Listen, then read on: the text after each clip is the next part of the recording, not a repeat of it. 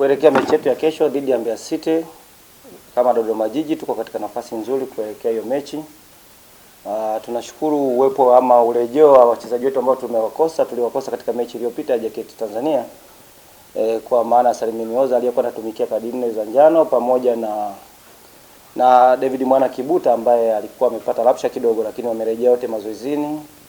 So hatuko na mchezaji yote yule tunayeenda kumkosa kuelekea kwenye mechi hii, na zaidi ya labda kwa captain tunajaribu kuangalia situation ya kwake, lakini the rest kikosi kiko vizuri, wametrain vizuri na wako tayari kwa ajili ya mechi ya kesho ambayo tunafikiri kwamba ni mechi ngumu, hususan kuelekea mwisho wa ligi. Kwa hiyo tunajua ugumu wa mechi hizi kwa hatua tuliofikia, kwa sababu tunakutana na timu ambayo na yenyewe inapambana kuweza kubaki kwenye ligi, lakini ni mechi ambayo iko nyumbani, ni mechi ambayo sisi kama Dodoma Jiji tunafikiri kwamba tunahitaji kuwa pia na zawadi kwa watu wetu, lakini all mechi ya ushindani ambayo mwisho wa siku lazima kila timu ambayo imefanya maandalizi yake vizuri iweze kuondoka na ushindi. So tuna nafasi ya kufanya hivyo.